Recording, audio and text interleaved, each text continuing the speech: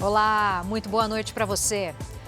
Dólar cai 11% em 2025 e Ibovespa sobe 34% em alta histórica. Polícia Federal faz acariação entre dono do Banco Master e ex-presidente do BRB. Batida entre trens deixa um morto e 40 feridos em rota para Machu Picchu, no Peru.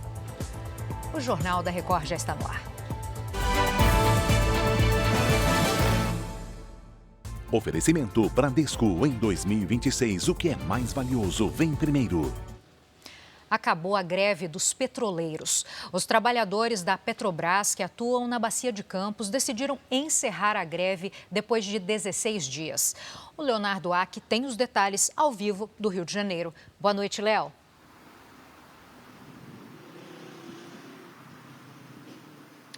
Oi, Giovana, boa noite para você, boa noite a todos. A decisão de suspender a greve foi tomada em assembleia realizada nesta terça-feira. Os trabalhadores aceitaram a contraproposta da Petrobras referente ao acordo coletivo de trabalho. A greve foi iniciada pela Federação Única dos Petroleiros no último dia 15, após um impasse nas negociações. Entre as principais conquistas estão os avanços na cláusula da folga suprimida, que assegura aos trabalhadores o direito de tirar em outro momento as folgas perdidas e a garantia de que não haverá punições, transferências ou mudanças de regime para os grevistas. Segundo a Petrobras, as paralisações não trouxeram impacto à produção e o abastecimento do mercado continua garantido. Giovana. Léo, muito obrigada pelos detalhes. O Tribunal Superior do Trabalho decidiu que a greve dos funcionários dos Correios não é abusiva, mas determinou o retorno ao trabalho a partir desta quarta-feira. O tribunal manteve o reajuste salarial de 5,1% previsto no acordo coletivo. A greve teve início no dia 16 de dezembro. O TST autorizou o desconto do salário dos dias parados. O ex-presidente Jair Bolsonaro passou por uma nova cirurgia depois de mais uma crise de soluços. O procedimento não estava programado. O ex-presidente está internado num hospital particular de Brasília desde a véspera de Natal. No dia 25, ele fez uma cirurgia para tratar uma hérnia inguinal, causada pela pressão na parede muscular da região da virilha. Nos dias 27 e 29 de dezembro, fez novos procedimentos para bloqueio do nervo frênico, método que interrompe temporariamente o movimento do diafragma e reduz os soluços.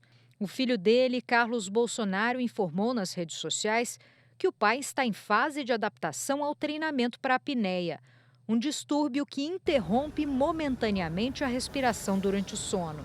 O boletim médico informou que o ex-presidente segue em cuidados pós-operatórios e deve ser submetido a uma endoscopia digestiva para avaliação de refluxo nesta quarta-feira. A alta continua programada para o dia 1º de janeiro. A Polícia Federal interrogou nesta terça-feira o dono do Banco Master.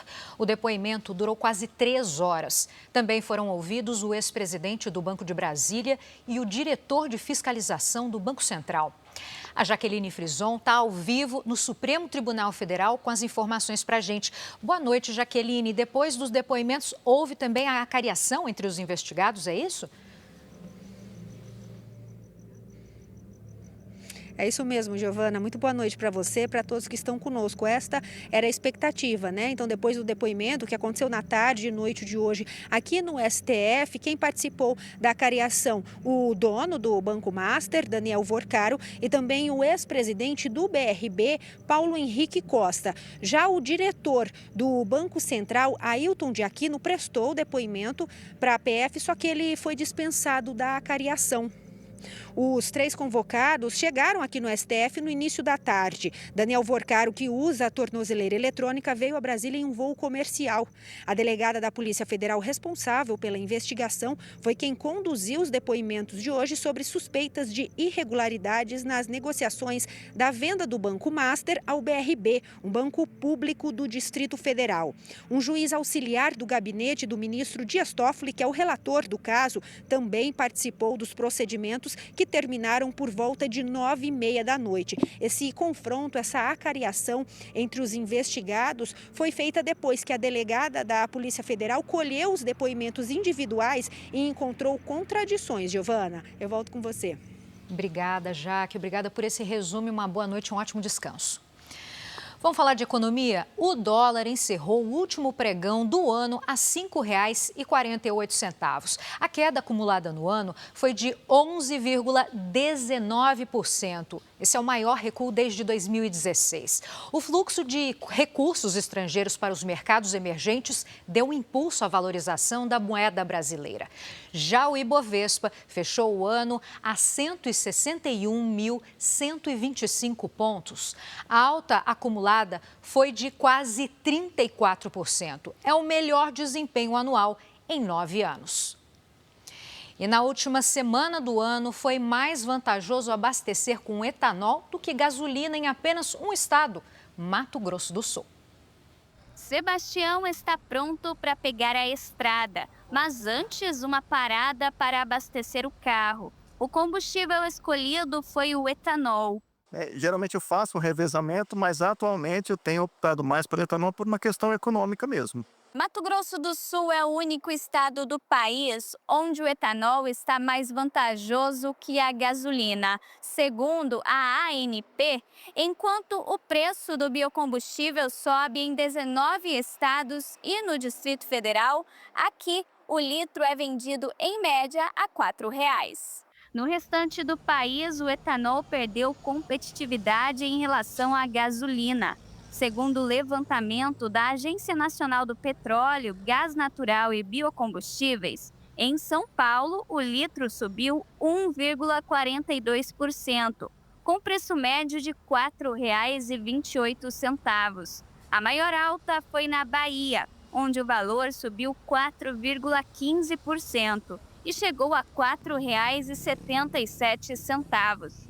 A regra para descobrir qual a melhor opção na hora de abastecer é simples. Divida o preço do etanol pelo da gasolina. Se o resultado for menor que 0,7, o álcool será mais vantajoso. Mais de 6 meses, pela pesquisa da ANP, Mato Grosso do Sul é o menor preço do país. Porque nosso estado é o maior produtor de etanol. Então, isso favorece a logística, o custo do frete, então favorece o preço final. Economia para o bolso de Vitória e do marido, que há tempos escolhem o etanol para abastecer. Trabalhamos com vendas, a gente roda a cidade inteira, então é o mais em conta, né? E é o escolhido, buscar economizar. Em um ano, o preço do açaí ficou 37% mais caro no Pará.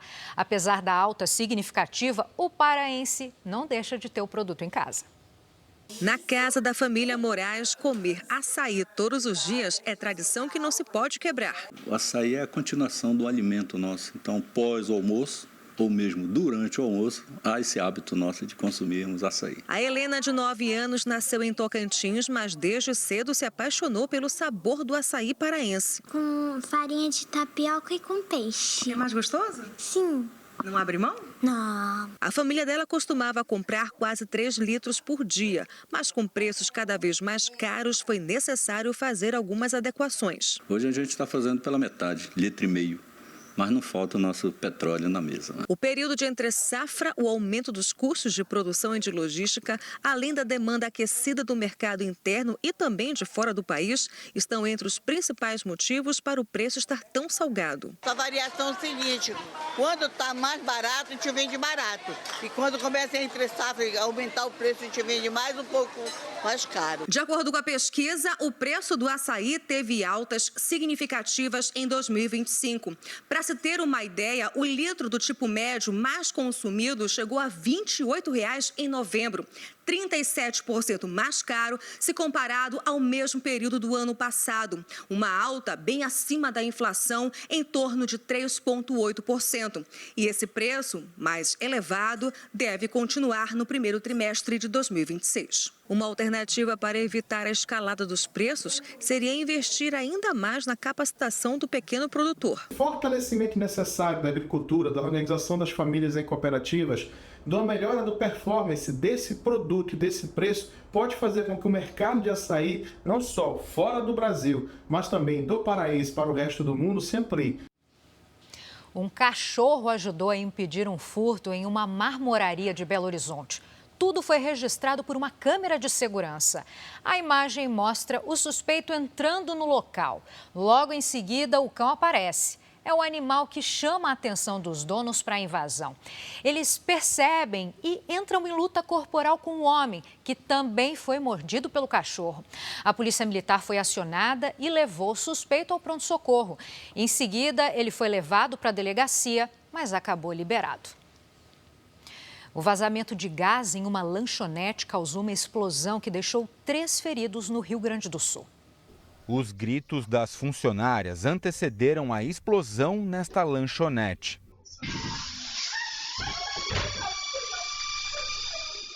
Três pessoas ficaram feridas depois que um botijão de gás estourou e provocou um incêndio no estabelecimento em São Cepé, no interior do Rio Grande do Sul.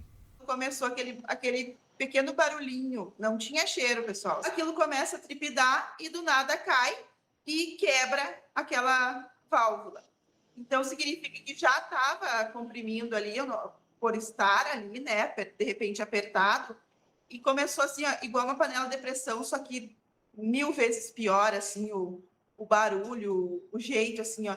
E eu saí do estoque e disse todo mundo para fora. Entre os feridos estão um funcionário, um cliente e um bombeiro militar que atendeu a ocorrência. Segundo os médicos, o cliente e o funcionário seguem internados em observação por inalarem muito gás. Já o bombeiro militar foi transferido para um hospital em Santa Maria, onde está internado na UTI. O estado de saúde dele é estável. Uma vistoria técnica do Corpo de Bombeiros confirmou que o incêndio foi causado por vazamento de gás. A principal hipótese é de que a mangueira estivesse comprimida ou mal posicionada. Segundo uma pesquisa, 9 em cada 10 brasileiros têm medo de acidentes com o gás de cozinha. E casos como este alertam para os cuidados com o uso e a instalação do botijão. Em caso de vazamento, a orientação é ventilar o ambiente, fechar a válvula, não acionar aparelhos elétricos e chamar os bombeiros. Dependendo da intensidade do vazamento, né, ele pode fazer um certo barulho, um certo ruído, até mesmo dentro da parede. Já é necessário que a gente preste atenção. Dependendo da concentração de GLP, pode ocasionar uma explosão no local. No noticiário internacional, uma pessoa morreu e pelo menos 40 ficaram feridas depois da colisão entre 2 trens numa rota turística para Machu Picchu. O acidente aconteceu quando um dos trens invadiu a via da outra locomotiva.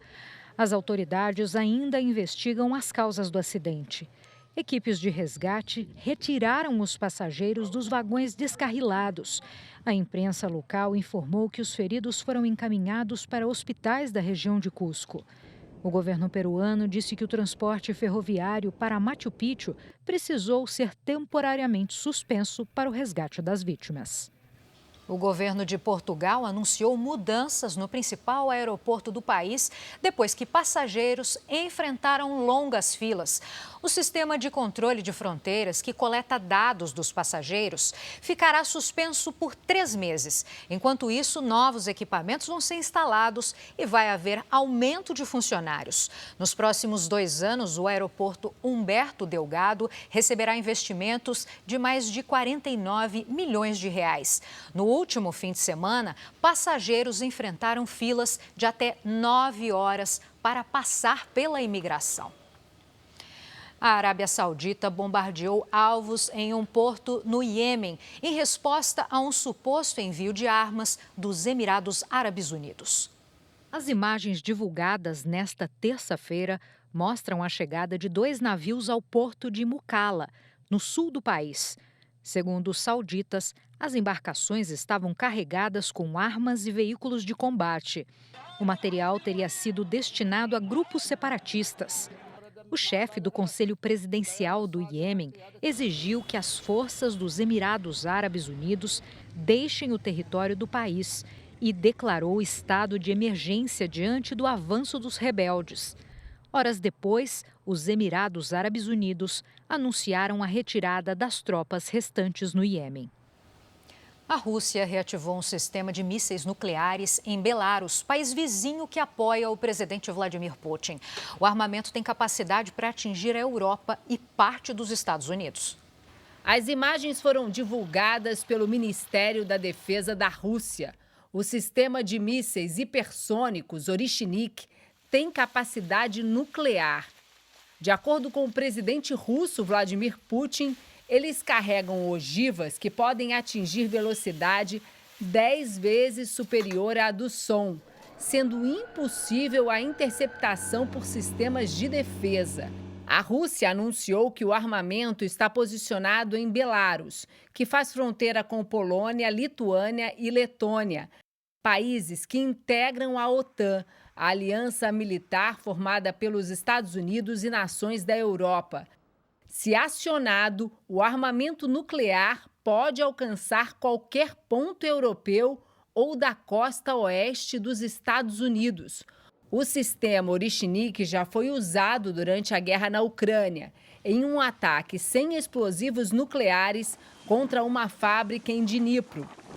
Esses mísseis eram proibidos por um tratado da era soviética abandonado por Estados Unidos e Rússia em 2019. Além do deslocamento do armamento nuclear, o governo russo disse que vai adotar uma postura mais rígida nas negociações de paz mediadas pelos Estados Unidos. O governo russo acusa a Ucrânia de atacar com drones a residência de Vladimir Putin, mas Kiev nega a acusação. O Kremlin também confirmou uma conversa telefônica entre o presidente russo e o líder do Irã, um dia depois de Donald Trump ameaçar a voltar a atacar o país do Oriente Médio. A polícia da Alemanha investiga um dos maiores roubos a bancos já registrados no país. Os criminosos levaram mais de 190 milhões de reais em dinheiro, joias e ouro. Foi por este buraco aberto na parede que os criminosos conseguiram acesso à agência, na cidade de Gelsenkirchen, no oeste da Alemanha. Segundo as investigações, os ladrões conseguiram acessar o prédio pela garagem e usaram uma furadeira industrial para chegar até a área dos cofres. Ao todo, mais de 3.000 cofres foram violados. Eles levaram dinheiro, joias e barras de ouro. A estimativa inicial do prejuízo é de cerca de 30 milhões de euros, mais de 190 milhões de reais. O roubo só foi descoberto na manhã seguinte, depois que um alarme de incêndio disparou. Ao chegarem ao local, os bombeiros encontraram um buraco aberto na parede do cofre. Testemunhas relatam ter visto homens carregando bolsas de grande porte na escadaria do estacionamento durante a madrugada de domingo. Até agora, ninguém foi preso ou identificado. Hoje, clientes do banco tentaram invadir a agência e reclamaram da falta de informações sobre o roubo. Não consegui dormir. Eles precisam colocar um aviso indicando quais cofres foram afetados. Nem todos foram roubados, disse este cliente. Uma forte tempestade atinge o meio oeste e o leste dos Estados Unidos. A neve tomou conta do centro de Rochester, no estado de Nova York. O Serviço Nacional de Meteorologia emitiu alerta para toda a região e o governo decretou estado de emergência. A previsão é de que até 90 centímetros de neve seja visto ao longo da semana. E quem passou pela Times Square, ponto famoso turístico de Nova York, já teve uma prévia de como vai ser a virada do ano. Os organizadores realizaram o teste final da tradicional bola de Ano Novo. Eles acionaram o sistema que iluminou, então ergueu a esfera de mais de 5 toneladas. Também foi feito o teste do confete, parte da tradição da festa. Na noite da virada, cerca de 1.400 quilos de confetes coloridos vão ser lançados dos prédios ao redor da Times Square, marcando a chegada, então, de 2026. E aqui no Brasil, o Réveillon do Rio de Janeiro foi reconhecido como o maior do mundo pelo Livro dos Recordes. E a preferência pela festa já pode ser sentida na cidade, que tem os hotéis quase lotados. No calçadão de Copacabana, o clima já é de festa. Muita festa, muita cultura brasileira. Os nova-iorquinos estão ansiosos. Viemos pela queima de fogos na praia. Estamos muito animados, eu e meus 2 melhores amigos. Two best friends. É o mesmo objetivo da família da Renata, que veio em peso de Belém, no Pará. 48 pessoas, mas eu creio que já deve ter uns 50 já, porque tem uns bebês que estão chegando. Olha, a energia daqui é surreal. Eu amo estar aqui porque a vibe é totalmente diferente, essa paz, essa água maravilhosa. Com cada vez mais pessoas desembarcando na cidade para a virada, a rede hoteleira também está em festa. Dados divulgados hoje pelo Sindicato dos Meios de Hospedagem do município apontam uma ocupação média de quase 90%.